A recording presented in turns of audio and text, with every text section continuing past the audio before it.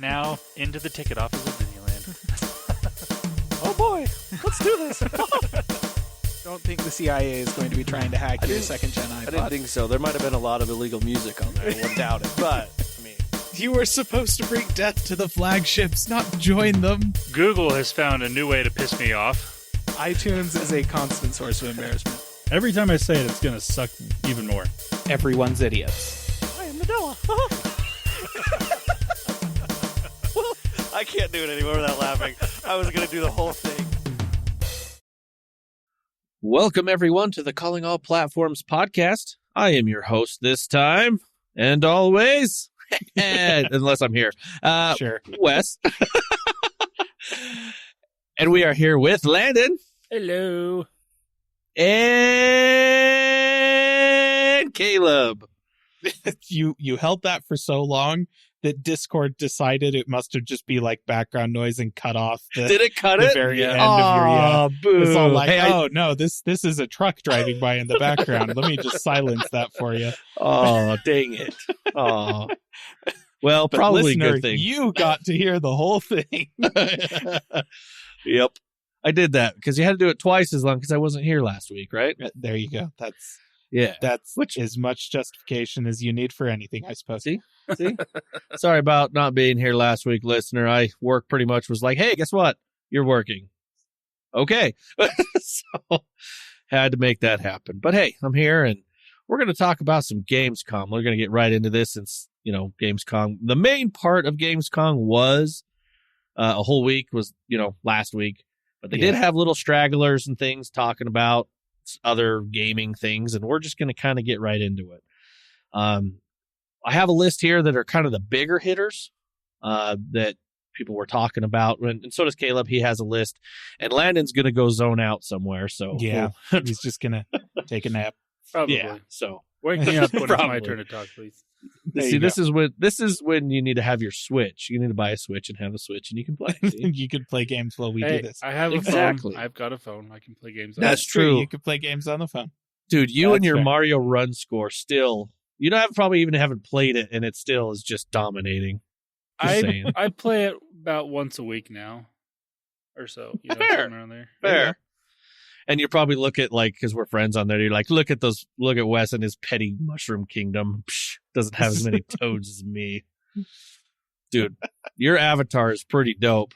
I do think that on a fairly regular basis when I open, haha, Wes still sucks.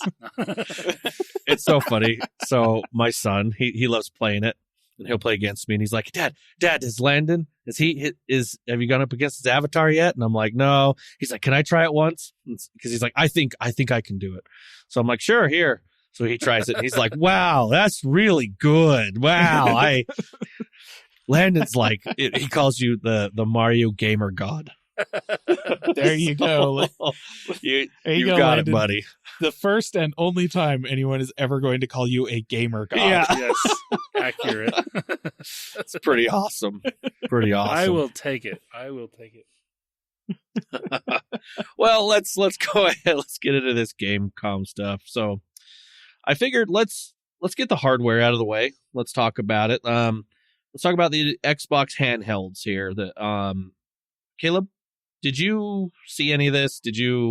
I saw a little bit of coverage about them. The biggest thing that caught my attention was obviously the price, because that was the bit that I looked at and went, oh, well, never mind then. But no, I did see some other stuff. And I will say, from the perspective of the folks who I think are looking for an Xbox handheld, right? Like this is a console you hold in your hand. I think that they're doing a pretty good job with them. Again, I think the price may be the thing that kills it for those folks, but just normal living room consoles have gotten pretty freaking expensive over the past few years. So maybe that doesn't matter as much. And it's like, if you were thinking about getting a PS5 Pro, then you're already in the ballpark of one of these things anyhow. So fair enough. But it's very much the kind of thing where I see them focusing the software on just, delivering a console-like experience. I see them kind of like, yes, there's details about the performance of the processor and the technical specifications of the hardware and stuff like that, but they're not emphasizing those in the same way that they would if they were talking to the PC crowd. You know, like that was kind of my thing. I was like, just the way that this is being talked about, they're focused on Xbox console folks.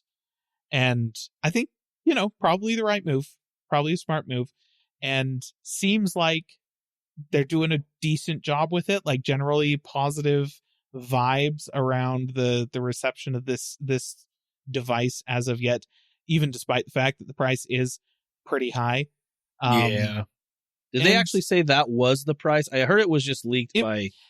That's true. Amazon, it was just or leaked something. price. I don't think it was ever actually confirmed by Microsoft, but I will be surprised if it's less than that. We'll just put it that yes. So let's say the it- price. What it was for the regular one, So- wasn't it 500? Yeah, the regular one was like 5, or was it 550? It was something like that. No. It was 500. 450. It Or no, was- 499. I think it was 499. I think it was Yes. 500. I think the other one was 750. I knew there was a 50 in there somewhere. And I can't think remember. the bigger one was 9. I think it was actually 9. was it 9? Oh, okay. Then the other Yeah. one I think might have been 550. Yeah, maybe it's 550 and 9. There's a 50 in there somewhere. There's a $50 There's increment in $50 one gonna of be these spent. prices. I can't remember which one it is. I was trying to But- look it up actually, and it's not showing me. So Yeah, it is a leaked price again. So we don't actually, you're right, we don't have a confirmation of it. But, and I will say, from a technical perspective, like, you know, we don't really need to dive into the technical specs of these devices, because all that matters is it going to be able to play your Xbox games? And the fact that Microsoft is approaching it in the way that they're approaching it means that it'll play the Xbox games that they say it'll play. And honestly, the way that they're kind of talking about broadcasting game support on the device is very similar to the way that Steam does it, except much more granular than what Steam does. Steam basically just tells you, hey, yeah, this is tested, works, everything is flawless on the device, or this is tested, partially works on the device, or doesn't work at all, or we haven't tested it, right? Like Steam just has 4 buckets and they dump every game into those buckets. Whereas the Xbox, like the handheld, the Ally X and Ally, those are much like what they're talking about in terms of rating the games for them is much more granular. They'll be able to tell you which specific features of which games are going to work or aren't going to work, and kind of be able to tell you essentially what sort of performance you should expect out of the game on that hardware. yeah, they're calling that the compatibility program. Steam, what Yeah. does Steam call theirs? There's just the Steam. Steam Deck. It's the same. Yeah, Steam Deck. It's something Steam thing. Deck compatibility, something or Yeah. other. It's the same thing. And I just had it up here, so I'll just add to it. It just says that there's going to be handheld optimized, and then there's going to be mostly compatible. Which in here it says it indicates a game may require minor in-game setting changes for optimal experience. So yeah, similar to the Steam Deck. Yeah. So I think seems like, and it's going to curb stomp the Steam Deck in terms of performance, not because they're doing a better job with the software. We don't really know, like, right? There's no way to know whether or not, because we have tested on the same hardware back-to-back SteamOS versus Windows 11, and we have concrete proof that SteamOS is better for games. Games run better under SteamOS than they do in Windows 11. Correct. Obviously, part of the whole impetus behind the Ally and the Ally X, the Xbox Ally and whatever nonsense they're calling these things, is that they're going to have lighter software on them. It was designed, it's a version of Windows designed by the Xbox team, not by the people who made Word, which is good. Let's be honest. This is good. Nobody who has Yes. developed any code for Word should ever be allowed to touch video game stuff. But yeah, that's like, Yep. It's going to be better than Windows. Remains to be seen whether or not it'll be as good as Steam. But the hardware in these devices, because this is ROG and they already have made extremely powerful handhelds that were more powerful in raw performance than the Steam Deck. And these are using AMD's next generation chips on top of that. So yeah, these things will, in terms of performance, absolutely curb stomp the Steam Deck. And that's great. They have a lot of nice features about them. I really like the look of the thing, like in terms of the ergonomics. They feel like they look like they're going to be really comfy to hold. So that's nice, but might be an issue for people with smaller hands, I guess. Maybe. They do have pretty chunky shoulders on them, but that looks nice to me. So there's that. And yeah, they look good, and positive reception seems to be the general gist of things so far. But we got to get them into people's hands and find out. I know they let at Gamescom. There's probably 1,000 videos, or someone that you follow, listener, probably was at Gamescom and has videos of them actually messing with turning the things on, turning them off. What does it look like when it boots? What does it look like when this? Like, does it boot directly to the game thing? Does it go to Windows and then you have to click the game? Like, there's all sorts of things. If you want to look, you can. On whatever gaming journalist you follow, I'm sure has something. Yeah, a lot of them do. And honestly, I will say it looked pretty solid, like just booting straight into the, whatever they're calling their, we're going to merge all of your game Just libraries into Xbox one place. App PC, whatever. Yeah, whatever they're app. calling that thing. It's maybe going to work. We'll see. GOG Galaxy never took off, but who knows? Maybe this will be the one that sticks. They did.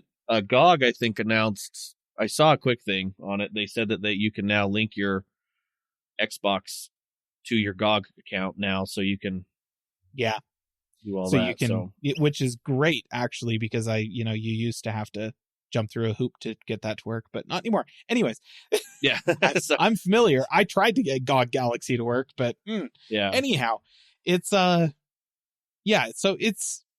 seems good. The operating system apparently isn't even loading the Windows desktop in the background when it boots straight into the gaming interface, which is what you want from your handheld. Correct. So lots of positive things coming out of this. I'm still of two minds about it, in that I'm grateful that Microsoft is attempting to compete with SteamOS. Yes.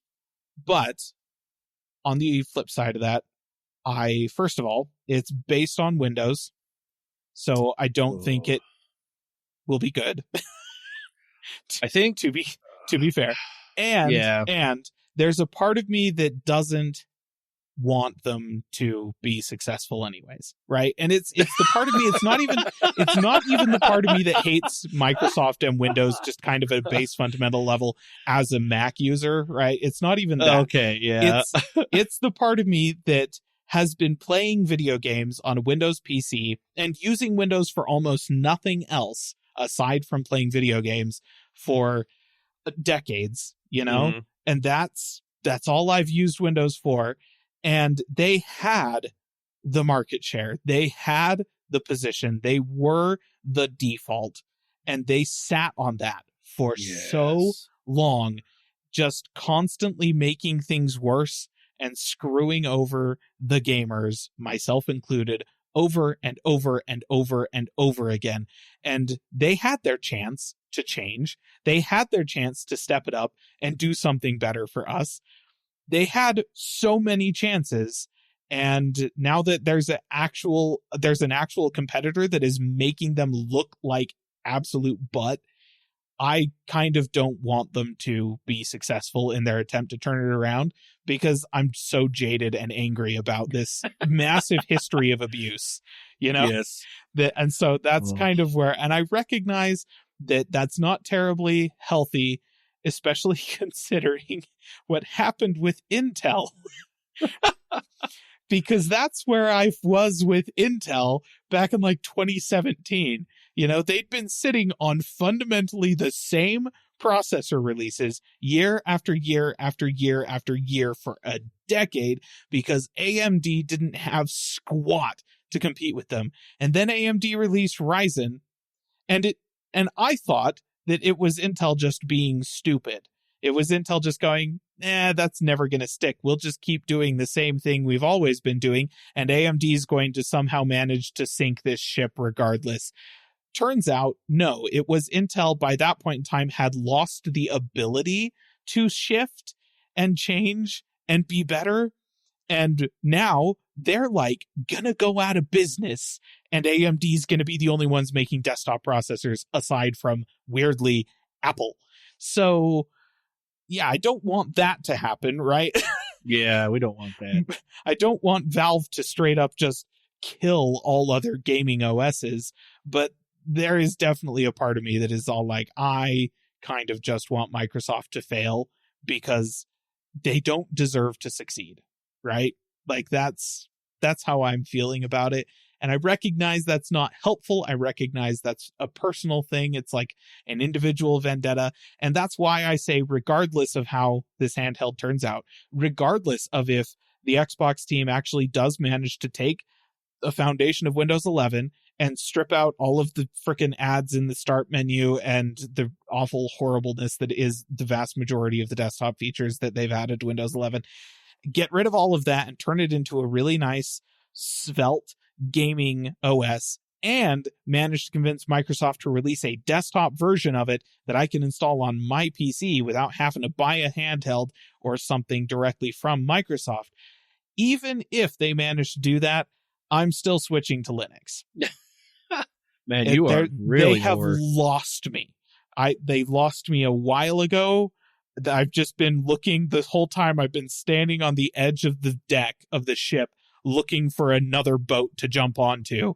And finally, Linux is there. We're pulling up next to it. It's within jumping distance. And despite the fact that the captain of the boat behind me is all like, no, wait, we're going to fix the ship. We're going to patch all of these holes that are spewing water all over the place. I'm just like, no, I'm out. So anyways, that's my soapbox. Dang, that was crazy. All right, well, I am different in that just because. Wow. Yes, I am upset with Windows 11. I haven't switched, and yes, I keep getting emails about switching to Windows 11. But I'm hoping that Microsoft does show some. I feel okay. Going back to what you said, you're like, you don't feel that it'll be as good. Like, yes, it has the hardware. This thing has the hardware to the handheld. Sure, it has the hardware to beat Steam, but it is part of that software and that OS. I hope that they can at least bring something that shows even more, like, it's good and can show even more potential for the next iteration and whatnot. Because competition, like, you know what? I'm not much into. I don't play a lot of Steam games. I'm not on the PC a lot, but man, that is awesome that they were able to just release this OS and just all hands on deck Microsoft to be like, hey, we need to get Xbox and Windows together to get, like, that is amazing. How long they put out a documentary. Xbox put out a documentary saying that the Windows team would never work with them. They never wanted to, like, you know what I mean? Like, to finally get something. It took Steam for that to happen. Like, what this reminds me of is like, if you look at phones, because I have to take it into something that I know, because yeah. But like, for the longest time, and even still, a lot of people, like a lot of Android snobs, will compare the specs on their Samsung phone to what the iPhone has. It's always been that case, where it's like, well, look at this. The Samsung phone has 84 gigs of RAM, and the iPhone has 2. How can they? Obviously, the Samsung's better. It's like, well, actually, if you use the iPhone, it competes. It's at least as good, if not better, in almost every scenario. And now, they can't use that argument so much now, especially that Apple's making their own processors, and these processors far and away outperform anything on the Android side of things. Qualcomm has gotten better in that regard, but they still don't compete with the A-series processors that are in the iPhone. And so that just goes to show that it isn't always about having the best hardware. So yes, Microsoft might be able to put out something with better hardware, but if you don't have the software to back that up, like Steam was able to build this software based explicitly off of the hardware they knew they were going to be using. And it's the same thing with Apple. They have it a little differently because they make all the hardware, but like, it's the same thing. Microsoft needs to just really focus on, okay, this is software for this specific purpose. And I think it can happen, but it's going to take a lot. Like, I don't know what it's going to take to get them to finally do it. I think it's kind of leaning that way now, but it's still a little ways out, I think, before Microsoft pulls their head out and, really does something about it. If anyone at Microsoft can do that, it will be the Xbox team, right? They're the team that has experience building an operating system specifically tailored to a piece of hardware in order to run as light as humanly possible. And if you look back, ragging on AMD again, if you look back at the previous generation of consoles, right, the Xbox One family, those were built on bulldozer CPU cores from AMD, which were their processor architecture back in the 2010 or something originally. Yeah, it was they older, sucked. They were terrible. And yet, for quite a lot of situations, the Xboxes of the time managed to trade blows with comparatively priced PCs, despite the fact that their hardware was significantly worse. Because the software was so much lighter. And that is a skill set that the Xbox team has and can bring to the table. It remains to be seen how much Microsoft corporate is going to let them actually tweak the Windows code base in order to get this, whether it's just going to be like a launcher that doesn't load as much stuff in the background.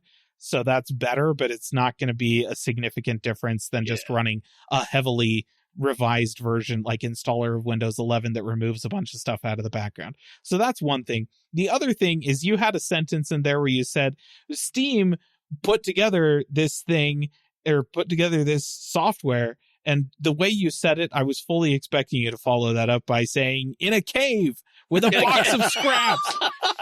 And that's very much how I feel about how Valve did, in fact, approach this thing. They kind of turned around, walked out of the cave from the box of scraps with the Steam Deck, and now Microsoft is, freaking Obadiah whatever Stain, that was his name, That's right? funny. Yeah, over here on the side, screaming at their engineers, why can't we do that? We have so much more money. I mean, and 1,000 times the workforce. What's the problem here? And to be fair, to be completely clear, Microsoft, the problem is your executives. That's, that's your giant corporate structure. That's the issue. I mean, to give some hope, I will also go back to phones and point out to what Google has done with the Pixel phones. Because they've done nearly the same thing Apple did years ago with the original iPhone, like the first 7 iPhones. Like, I think since then they've really upped their game when it comes to the hardware things that are in there. But Google said, okay, we're going to make our own phones. It's not going to be a Nexus phone anymore where we're taking someone else's hardware and putting our software on it the way we want it. No, we're going to get this hardware and also the software and put them together the way we want them to be. And the Pixel phones never have the best hardware. Like the Tensor chips aren't the best chips out there by far. But with what Google does on the software side, they run really well for the most part. And they do exactly what Google wants them to do really well. So there is hope that it can be done. Google learned this and they changed. Microsoft just needs to learn this and change. Yeah. And like Caleb was saying, it's going to take the people at Microsoft, because Xbox, they've known this forever. They're like, why can't we do this ourselves? But it needs to take the people at Microsoft to be like, okay, fine, do your own thing. And in reality, they should do that because it's not like it's going to affect Microsoft in any way, because they're making all their money off of businesses buying Windows from them. So they're fine. If they really want Xbox to really succeed, they really just need to make Xbox, just let them go off and do their own little thing in Xbox land. It'll be better. Yep. Yeah. Well, and honestly, if they were to let them do that, then I think that the Ally and the Ally X would be better, because then we would be able to just play Xbox games straight on them as opposed to Windows games. Which, that does include a lot of crossover with the existing Xbox library, but technically, as an Xbox owner, if you buy one of these handheld PCs, you're getting a Windows PC, and if you bought a game on the Xbox that has the, cross-play stuff, Xbox Play Anywhere. Yeah, then you should be able to play it on your handheld PC. But if you bought a game on the Xbox that doesn't have that, you'd have to buy it again.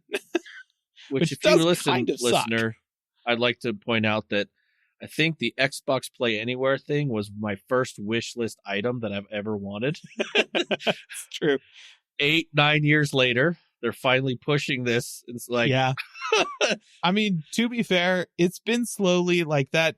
The number of games supported by that has been expanding over time. So it's definitely, and they just recently announced some revisions to the way that they're structuring the Game Pass subscriptions, such that you don't necessarily have to have Game Pass Ultimate in order to play cloud games.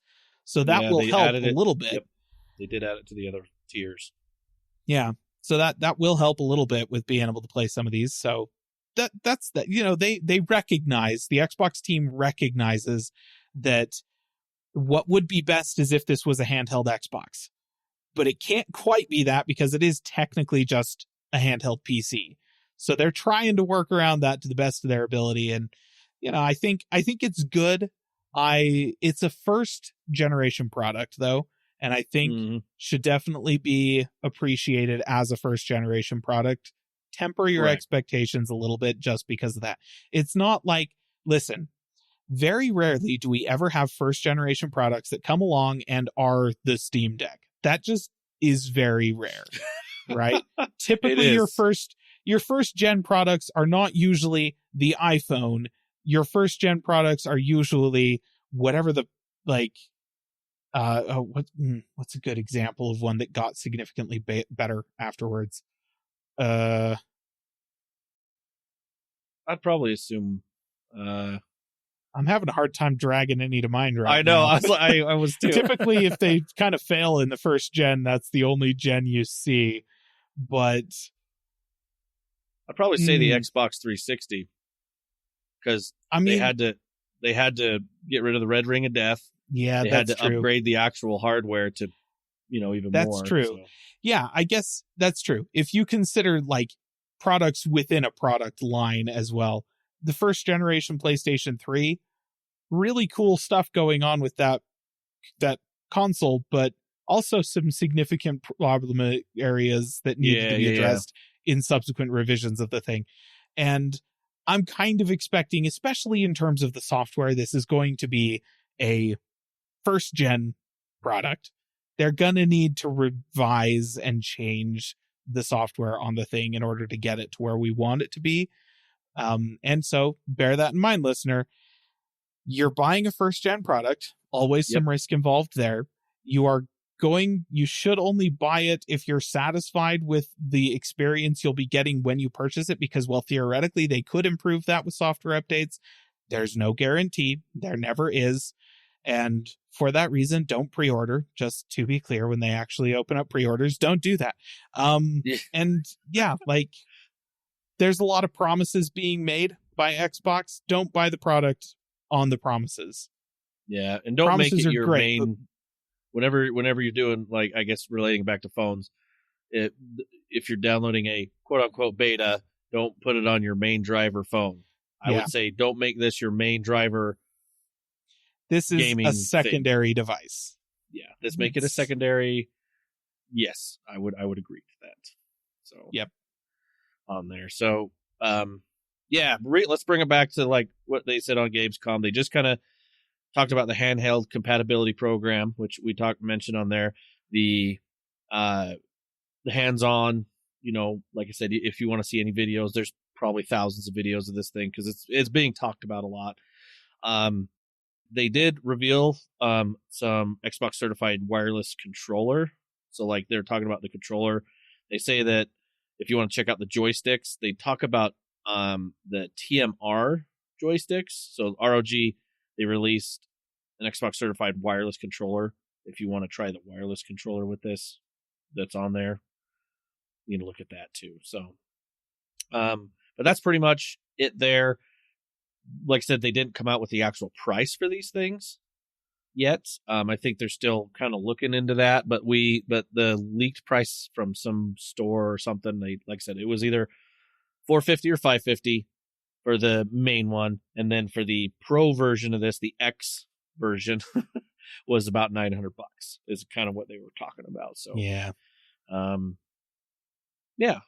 So, I mean, for me, I am interested, but I don't think I'm going to get this first gen at all. I mean, one, that price, Yeah.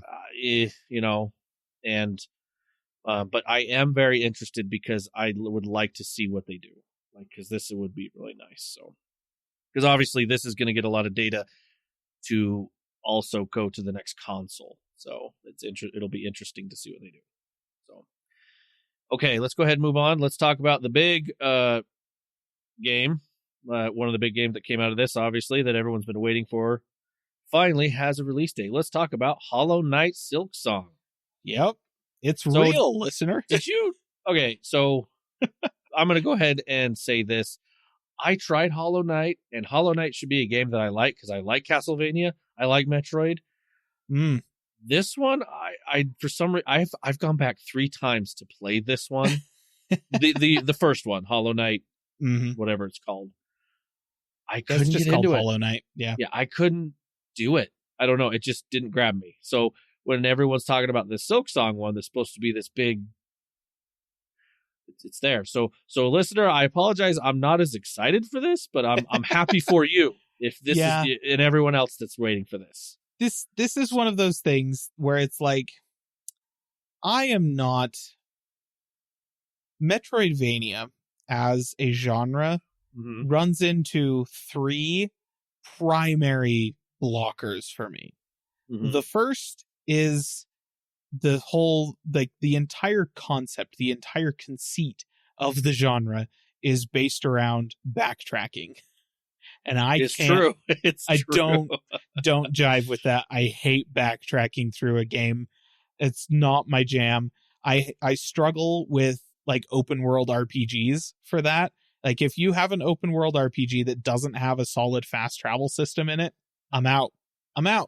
Like, that kicked me in the face with Horizon Zero Dawn, because the fast travel requires consumables. And that was a killer for me. It took me a little while into that game before I realized that there were some places where you could farm the stuff that you needed in order to make the fast travel kits. And after I got to that point, I was okay. But stuff like The Witcher 3, like, everywhere you go has those silly little signposts. Those are crucial for my enjoyment of the game. If I have to backtrack through the map and I can't fast travel, then I'm out. Now, to be fair, a lot of modern Metroidvanias do implement some form of a fast travel system, right? Yes. So you can, that helps. But because of that, I have bounced off of a ridiculous number of Castlevania games. It's kind of not even funny. So I do not get along necessarily with Castlevania. I also don't necessarily, like, people talk about the story elements of Metroidvania games. In my experience, and to be clear, I have not made it terribly far into a lot of different Metroidvania games, but I've not been able to connect with the storytelling styles of those games, just generally speaking. That's been my issue with the Metroid games that I've tried, is that I'm not connecting with a character, I'm not connecting with a story, and you stack that on top of the fact that I can't backtrack easily. No, you're just not. It's not grabbing you. Yeah. So that's why I've bounced off of Metroid games as well. And then there's the third thing that is, I just don't like platforming that much. It's like, yep. Like, that's at a fundamental level. All Metroidvania games that I've ever played, we're gonna have a hard climb, just because I'm not a big platformer fan. I did not grow up playing Mario. I grew up playing, I was a PC gamer. Thanks. I was playing like some racing games, some fighting games, but like a lot of shooters and first person shooters and stuff like that. And when I wasn't playing that kind of thing, I was playing real-time strategy. Platforming was never in my background as a gamer. And so I respect the genre. It's huge. People love it. But Metroidvania games just, they don't work for me. So I have never even tried Hollow Knight. However, loads and loads and loads of people that I do have a lot of respect for love it, like absolutely to death, to an extent that is like, you know, I've heard lots of people say good things about high quality indie games. And there was a time that I kept getting Hollow Knight and Shovel Knight mixed up just because they both have Knight in the name. And they're both kind of, you know, Metroidvania style platformers. Yes. And so, but Shovel Knight, from what I understand, is significantly more tongue in cheek. Hollow Knight, apparently a very earnest Metroidvania game that had excellent level design, fabulous mechanics in terms of the powers you unlock and the way you play the game, was evidently extremely satisfying combat, a satisfying difficulty curve, and apparently a relatively touching story with like a solid connection to the characters in the game. Yeah. So that's great.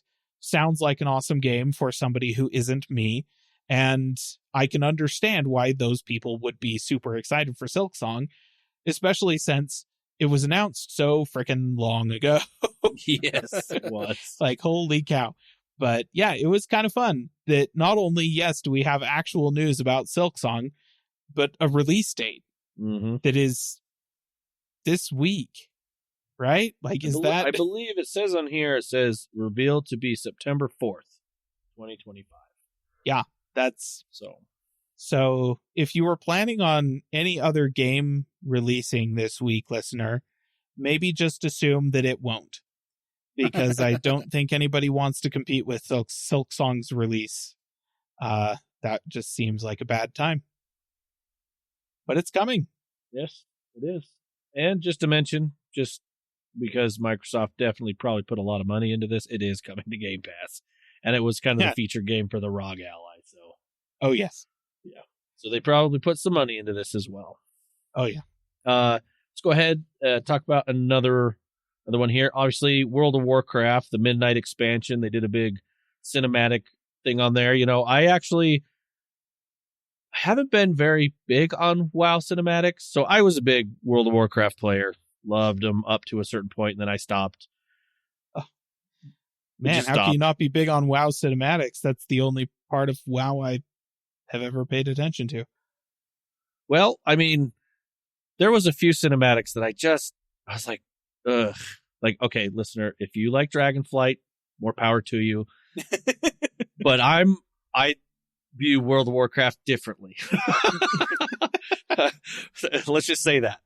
But this next, I actually really enjoyed. So it was talking about the characters in here, Blood Elves. Never played a Blood Elf in here, but it was big on that on this next one, and I was like, wow, that's actually pretty cool. Like I think they did something pretty cool. They're adding a whole lot of other things.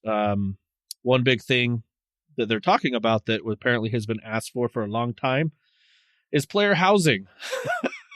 They're finally bringing that. Yep, player housing. So they're going to finally let you have a house in World of Warcraft. So they talk about more about that later, but it's coming later next year for the Midnight expansion. So and a whole bunch of other things. So what the worlds, like changes that they're going to make. If you want to know more, hop onto that. Also, try and maybe find someone that knows what they said, because listening to those, there was some issues with audio at Gamescom.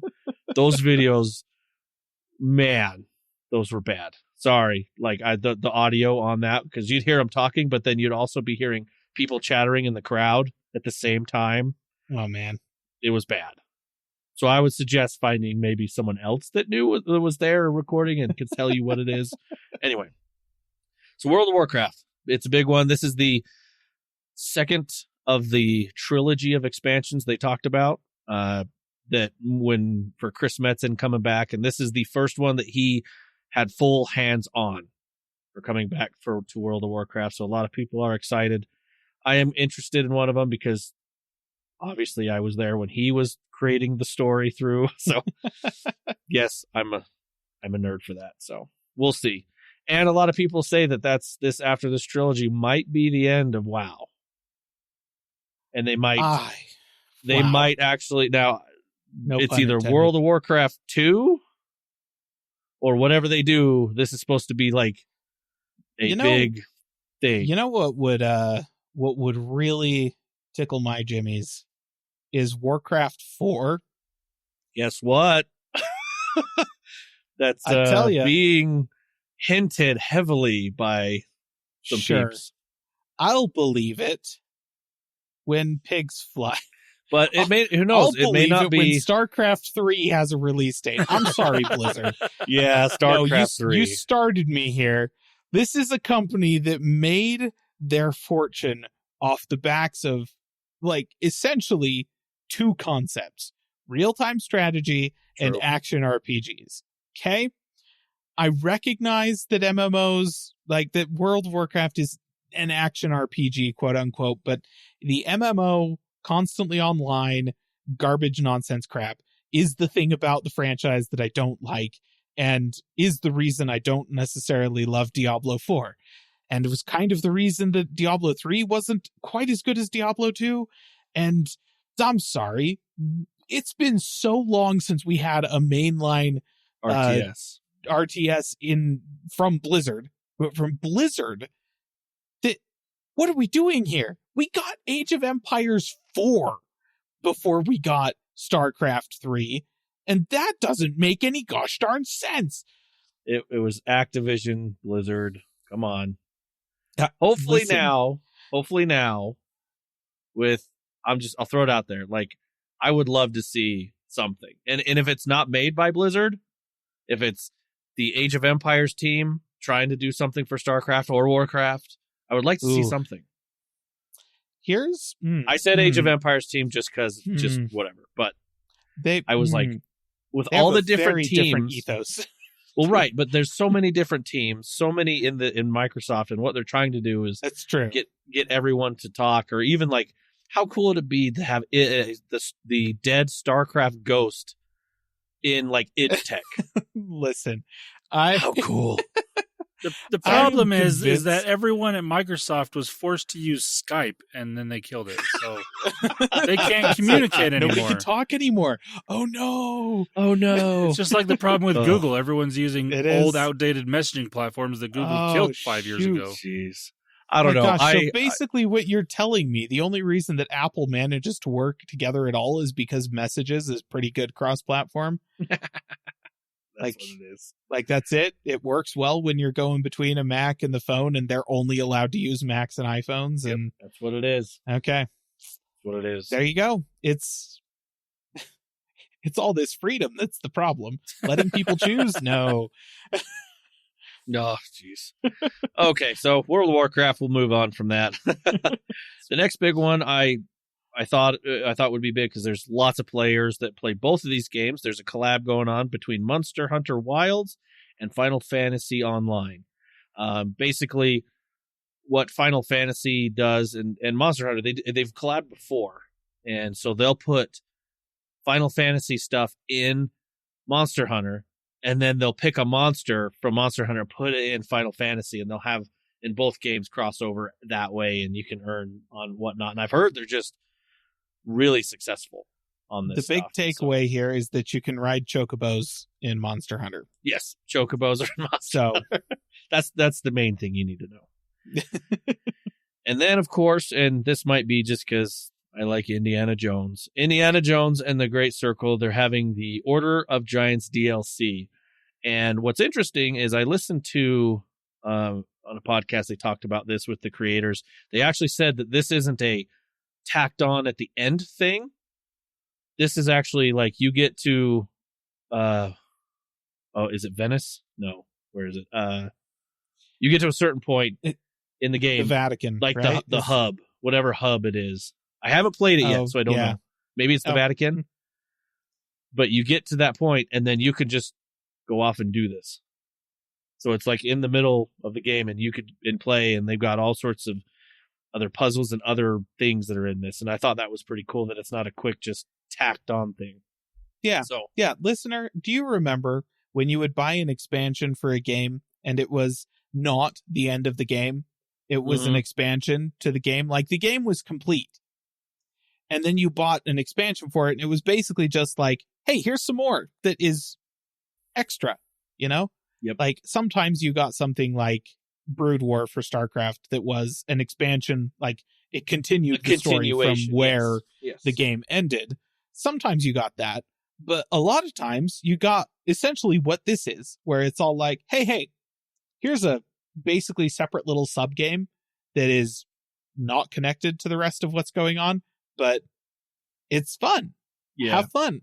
Like, enjoy that, you know? I miss when that's what DLC was, as opposed to stuff like, Cyberpunk, where the DLC was, sorry, here's the game. Here's the game we wanted to promise you. It's been 4 years. Here's the actual game. Apologies for that last thing. Yeah. So, yeah, Indiana Jones. I thought that was going to be cool. Which means I'm like, I got to get on that and play that. I've heard nothing but good things. I just got to do it. But what I want to do is watch all the Indiana Jones and then get on and play, just because I'd be all in the, so. Yes, all 3 of them. I was wondering if you'd exit, keep one out. I'm pretty sure it's a real shame they never made anything after Last Crusade, but is what it is. It is what it is. I mean, certainly they wouldn't make any now. Like, that's ridiculous. Harrison Ford is way too old. It's just silly, right? It's so silly. That wouldn't happen. Anyway, before we open that can of worms, it would be really weird is if they had made one and then tried to give Indy a son played by Shia LaBeouf and then never reference that again ever in any other media. That would be so bizarre. That would be bizarre.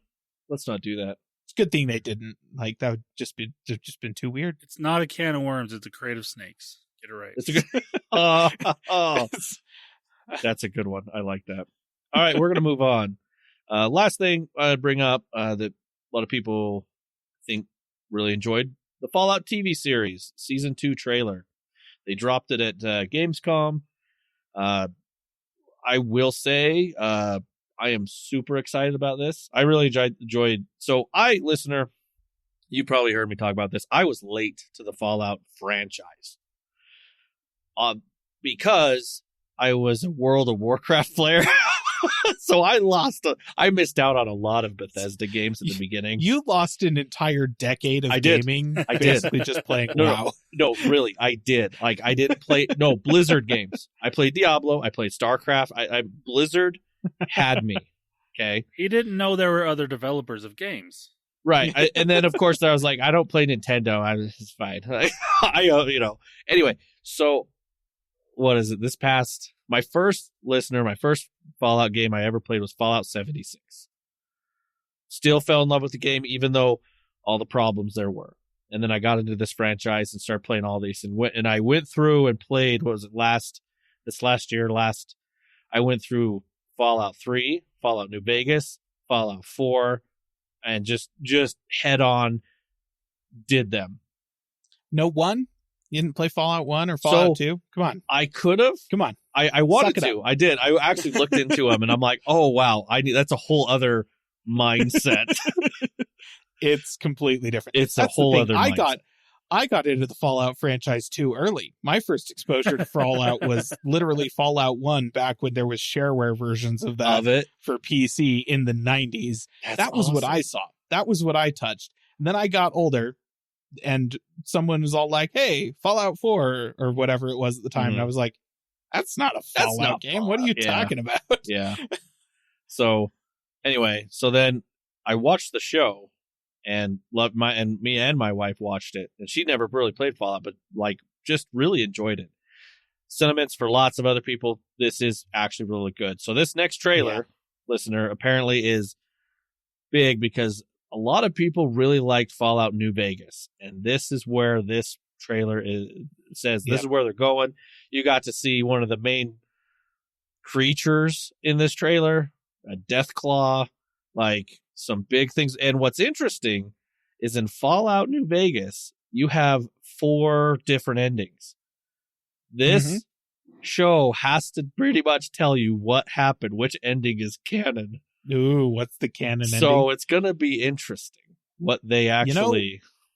You know what would be choice is if they recorded 4 different final episodes and they just randomly serve you up one just to screw with people. That's actually one of my favorite comedies of all time is Clue. That's what, Clue did that. Classic comedy. 3 different endings to that movie. Depending on which theater you went to, you just got one. Like just an ending. Yep. And that screwed with people so hard when the movie released. It was awesome. And you can still, you can get the DVD and you can watch it that way, where it will just randomly pick one of the 3 endings and feed it to you. Oh, so fun. That's amazing. No, it'll be interesting. I'm kind of curious to see what they do. So this is probably a big, because not only do you got New Vegas, there's some other stuff that they've pretty much got a touch on with it's even ever since, I believe, Bethesda. I mean, so in Fallout 1, there was a big, your main city hub was Shady Sands. In the show, they blew up Shady Sands from Fallout 1. Gone. So there's all sorts of stuff they're doing. So it's interesting. So listener, if you like Fallout, take a look at that trailer. I'm sure you've seen the trailer by now. I know we're 2 weeks late to this. So yeah. It's pretty cool. So, but those are kind of the big hitters I wanted to mention. Obviously, there was so much more in the games, in the presentation. I mean, listen, the games floor at Gamescom, there was 60 some odd significant booths that people had available to check out. We're obviously not talking about everything that was happening there, listener. That's not gonna. We don't have that kind of time, and neither do you. Yes, and so those are the kind of the big hitters I wanted to mention. Caleb, do you have any others that you wanted to go ahead and mention? I've got a list. So first of all, since we're talking about Fallout getting a trailer, Twisted Metal also got a trailer for that second season of that show, and I want to say it's really weird the timeline that we're in, where we have a bunch of well-respected, good quality TV shows based off of video game franchises, and the only one that isn't totally out of left field in terms of, oh yeah, I would expect a successful story-based show to come out of that franchise is Fallout. Yes. I guess The Last of Us too, but that one has not been it was critically well received. Audiences were chill with it, right? It was good, but nobody was kind of stunned by how good it was. Everyone was kind of if you had screwed this up, we would all be seriously concerned as to how, right? The game Halo. was made like Halo. But here's the thing. The Halo games were not made like a TV show. That's The Last of Us. Naughty Dog made a miniseries that you could play. That's what it was. Fair. So if they had managed to screw up that story, that would have been just horrible. But Fallout, it's an RPG. There's a lot of story elements, but how do you adapt that to a TV show? That's challenging. They did a pretty good job with it, right? Yes. Unlike The Last of Us, which is a very linear game that is heavily character-based, it adapts basically one-to-one to a TV show with no difficulty. Fallout, there's a lot of, you have to figure stuff out, and they did a good job with that. Okay, that's great. Twisted Metal, that was just a car destruction racing game. Yes, it was. How the F did they turn that into a successful and well-reviewed TV show? Got no idea. League of Legends. As a Netflix show, yep. How did we get Arcane out of League of Legends? I still don't know. I've played exactly 3 matches of League of Legends, and I wanted to gouge my own eyeballs out afterwards. It was not, did not connect, but Arcane is a work of art. So anyways, it's weird. But yeah, Twisted Metal, the second season of that is also coming fairly soon. Did you watch Twisted Metal? Did you actually watch it? I have not watched the first season of Twisted Metal, but after the trailer came out for both that one and Fallout, because I haven't seen Fallout either, I put both of those on my list. I'm I need to go get those and watch them, as well as the second season of Arcane. I haven't actually watched that either. But yeah, so since we're talking about that, then let's since I was ragging on Metroidvanias earlier, let's talk about a Metroid game that I might actually enjoy. Metroid Prime. Because it's not a Metroidvania. It is in fact just it's a first person shooter. So I can play that. You remember when like the Switch was first announced and they teased Metroid Prime 4, Yes. like basically that same year, and how that was like 7 years ago? Yep. Yeah, good times. Anyways, later this year, Metroid Prime 4 is evidently coming out. Yeah. They've said nothing about development for so long. We were all kind of like, is it still happening? Who knows? No, yeah, it's happening. It's called Beyond, I guess, because they couldn't come up with anything better than to name it after one of the less good Star Trek movies. But that's okay. It could have been worse. Fair. They could have named it The Final Frontier, I guess. I don't know. Oh, jeez.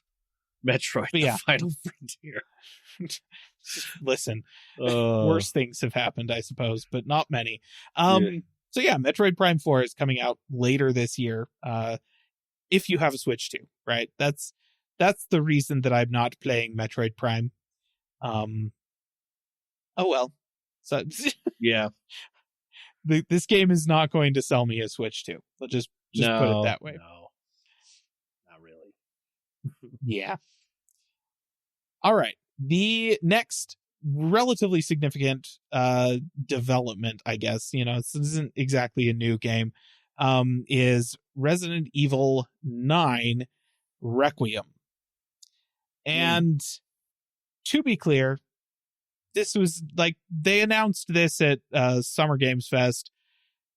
So that was kind of, we knew the game was coming. Yeah. What happened at Gamescom was essentially just a release of some gameplay, basically like the gameplay for the prologue. If you were actually at the convention, you could go to their booth, you could play through the first little prologue bit that sort of explains how the main character for the game, who I can't remember her name, is the daughter of one of the playable characters for one of the Resident Evil spin-off games that came out back in, I want to say it might have been the GameCube era.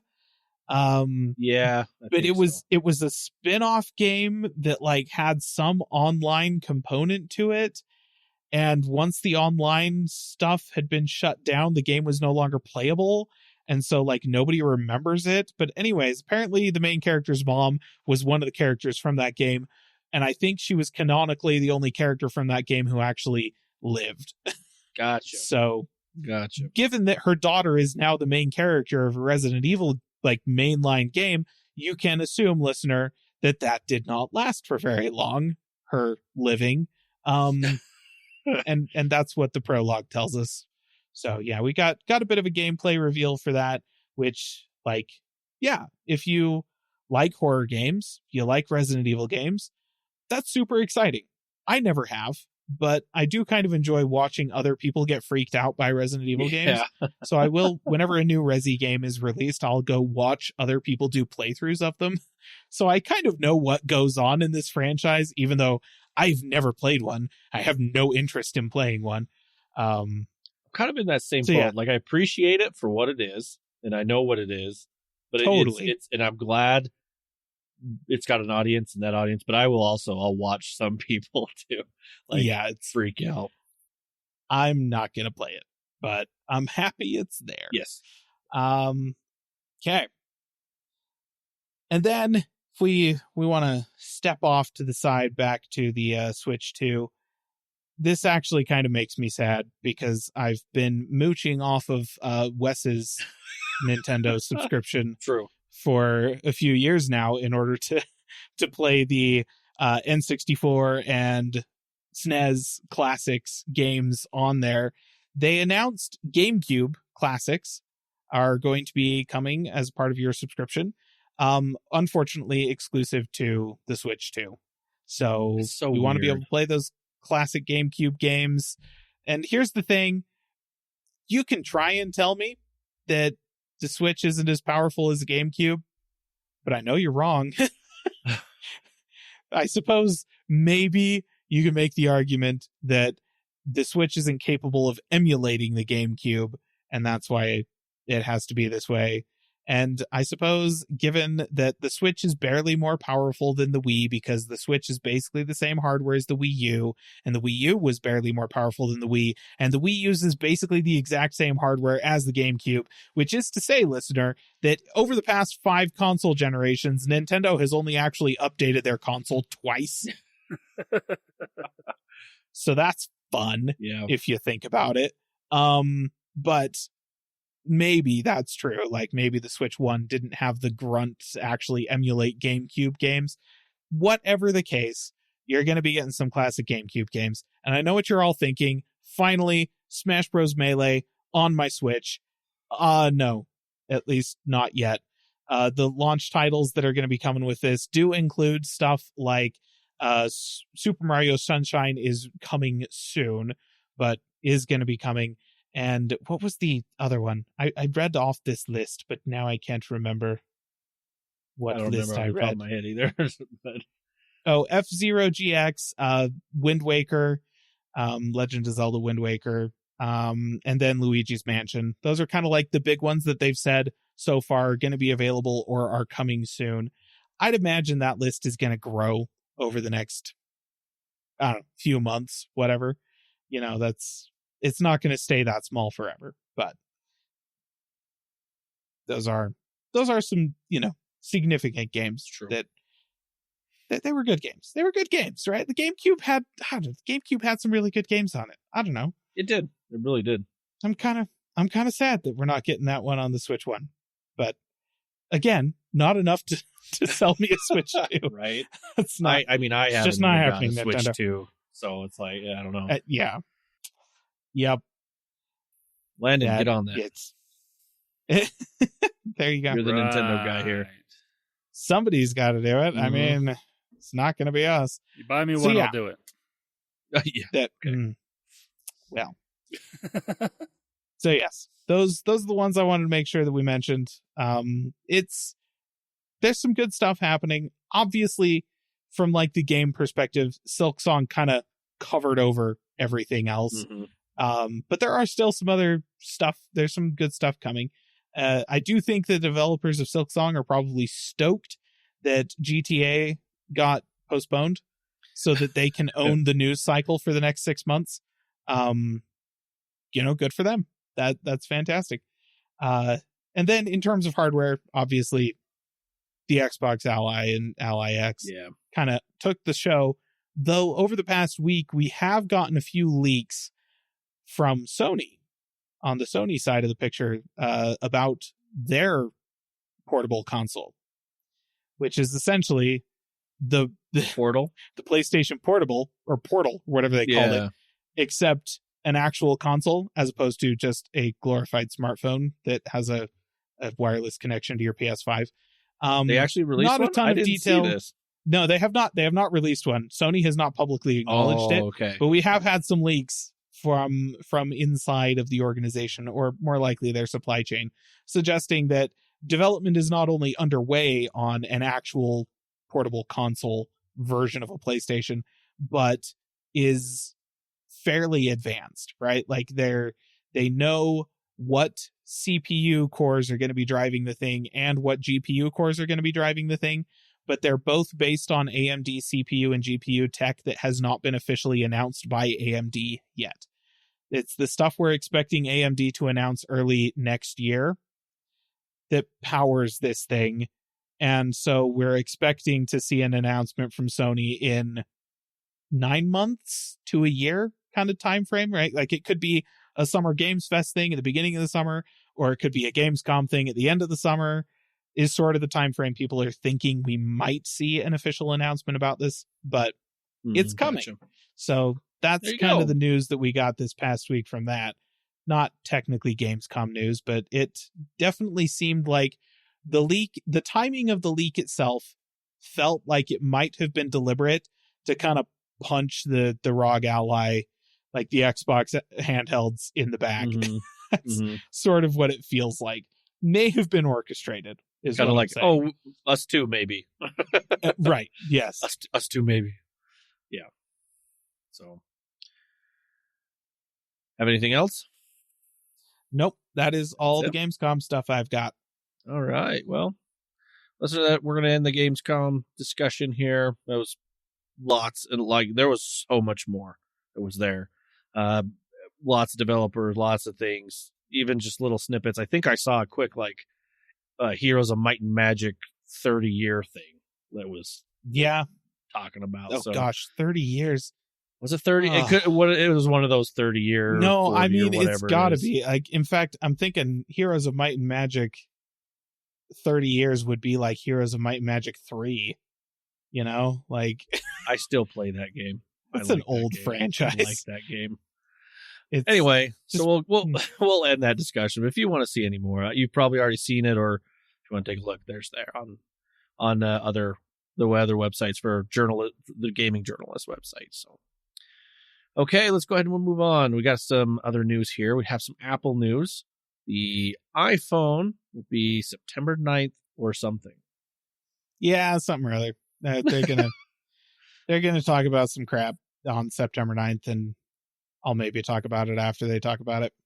Yeah. There you go. You sound super excited. I'm listen, I am thrilled to see the worst iPhone since the iPhone 6 birthed into the world. I'm just so looking forward to that. I can't wait for somebody to jokingly shove it into their back pocket on some tight jeans and laugh with their friends and sit down and fold it in half like a taco. I'm just stoked that this is the direction that our phone technology is moving in. That's where we're going. Love it. I can't wait to hear Apple try and justify how this thing has an all-day battery life. And they'll say something along the lines of, it's all day for most users, which means that if you listen to too much music on your commute, listener, you're not most users, or something dumb like that. Hey, if you have it plugged in on your commute, it will last all day. Yeah, if you commute on the bus, I don't know how that's going to help. Hey, I didn't say everyone. Yeah, not everybody. It is. Yeah, I'm just thrilled. I'm also super excited to find out how they're going to justify raising the price of the iPhone $50. I don't know they're going to do that, but it wouldn't surprise me at all. Yeah. So, there is nothing about this event that I'm really looking forward to. So we'll see what you're correct, Wes. I'm not terribly thrilled. Your sarcastic question or comment about my Yep.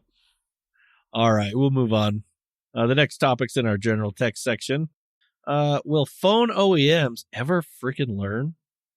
Apparently not. So, listener, you may remember it. I can't remember how long ago it's been a while, but Huawei was caught using pictures in their marketing materials, supposedly coming from one of their phones that actually came from like a $4,000 DSLR camera. And they said these are from phones, but then people, got the pictures and realized, no, these are not from a phone. These are much nicer pictures. And then a couple years after that, Samsung got caught doing something very, very similar. And apparently now Nothing wants to do this, is trying to do the same thing. So this was apparently at, somewhere in Oceania. They say there was a demo unit set up and someone was scrolling through it, and just like it's basically a demo reel that's on the phone at a store that kind of showcases different things that it could do. You can close out of that and then just go, around on the phone yourself. But they clicked on the photo part of this demo, and it was showing different things. And someone's like, "Wait a minute, these photos look familiar." And apparently, they were photos that were taken from this stock photo repository called Stills. Mm-hmm. And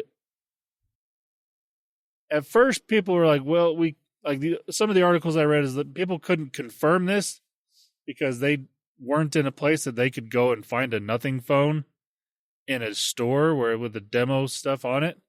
But then one of the creators of the images anonymously reached out to different places and said, yeah, I actually took these photos. Here's my, and they even showed a statement for a transaction, something like that. Nothing bought these photos from this user or from this creator.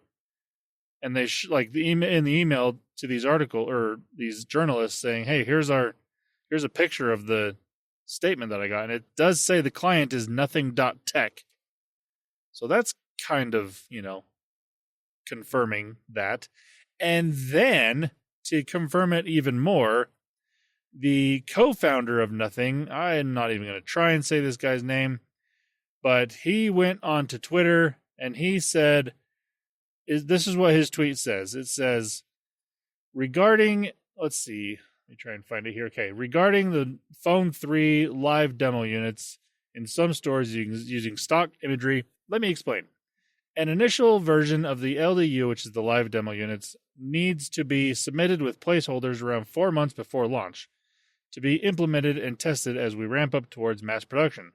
Once we enter mass production, those placeholder images are replaced with photo samples through a new version of the live demo units, along with final product renders and videos. And he says, in this case, it was brought to our attention that some live demo units' stock imagery were not updated. We are actively rectifying this and working with our promoters to ensure all LDUs reflect the latest version. Now, what that tells me is, oh, you found out we did that. Oops. Not. No. We did this. We did this on purpose. We put some images there just as no. Generally, when you find a placeholder type image, it says photo coming soon or something, like it's one of those type of pictures. It's not a stock photo from a stock photo website taken on a nice camera, not something on your phone. Generally. Here's the thing. Having worked with some engineers and designers in my time, I suspect that the placeholder image watermark or, image reserved or whatever, or honestly just a solid color image as a placeholder is probably what they want to happen. But that's not what the designers want to see in the final product that they submit at the end of their work day. So they're going to go grab the company's stock photo assets, because I'm sure that Nothing just has a company-wide license to this stock photo site.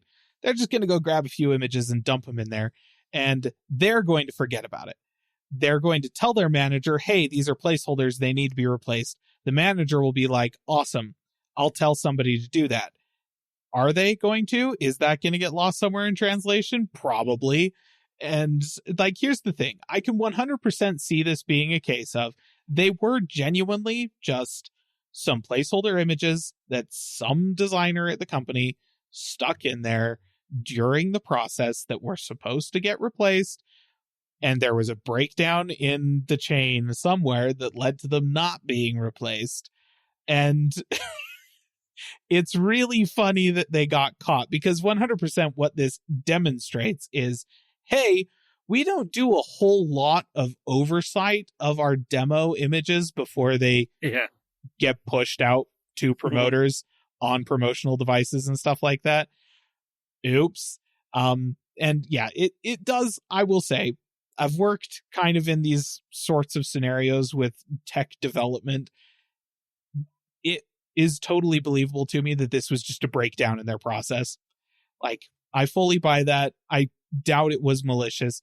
I suspect that this kind of thing happens all the freaking time with these companies. And most of the time people just don't pay close enough attention to notice.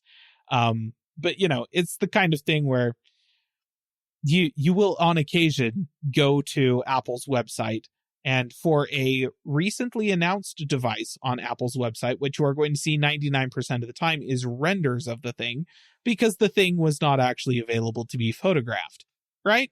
We all expect this. Apple's pretty upfront about it. Occasionally, you will go to some of their legacy websites where there should, by all accounts, be a photo of the device, and you'll find renders because nobody updated that page. It does happen. And I do appreciate that the guy actually came out and said, whoops, our bad. We screwed this up. Would it be better if they had not screwed it up?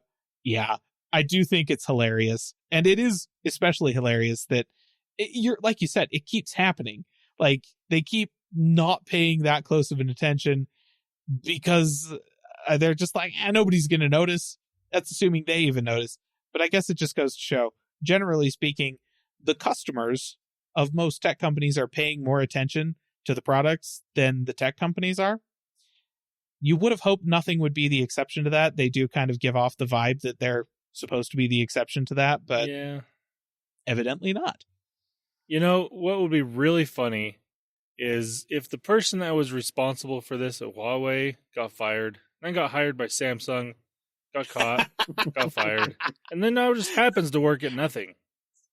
It's this one guy.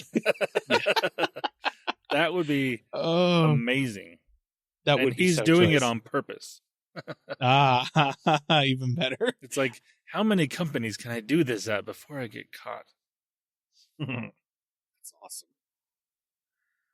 Oh, man. All right. Well, it looks like that's all the topics we have in the end of the episode. Unless, Landon, you got one more thing. No. You know, I thought about trying to come up with some sort of gaming thing, but nope. Oh. You know something Well, I here, noticed? I've got one more thing. Oh. I actually kind of don't. Oh. I did look it up, though. The first Heroes of Might and Magic game came out in 1995. So it is, in fact, like the series Heroes of Might and Magic is 30 years old, not just the third one. And that did make me feel a little bit less old, just a tiny bit. Just a little bit less. Fair. It was funny. So I listened to my podcast on a higher speed, and when you guys did that last week, when I was listening to it, and you were like, "Landon, do you have one more thing?" And it was like instant. Landon's like, "No." I was like, "He didn't hold or pause. What the heck?" I was gonna give you crap about it, and then I was like, "Wait, I listened to it on a faster speed, so that's probably why." I mean, to be fair, last week it was a little on the shorter side of things, so. Fair. It's true. Well, listener, we appreciate you listening. If you have any questions, comments, concerns, or want to get a hold of Caleb and tell him about, not putting up videos, you can. And let me tell you how you can. There's a couple ways. One, you can get on our social media platforms. That's one way. Two, you can also go to callingallplatforms.com, post a comment there. Or three, on the actual YouTube website, the YouTube website and the channel, go to the channel. You can post a comment on there, Calling All Platforms, on that as well, and say, hey, we really enjoy the content you have. We would like some more. Maybe this will get us, to pay on the Patreon. I don't know, something on there. Definitely motivate him to do it. That would be motivating, I will say. So, get him to do some more videos. But until next time, listener, have a good week. Bye-bye. See ya. Calling All Platforms is a production of Supporter Sound Studios. To learn more about how you can support the podcast, go to www.patreon.com/callingallplatforms.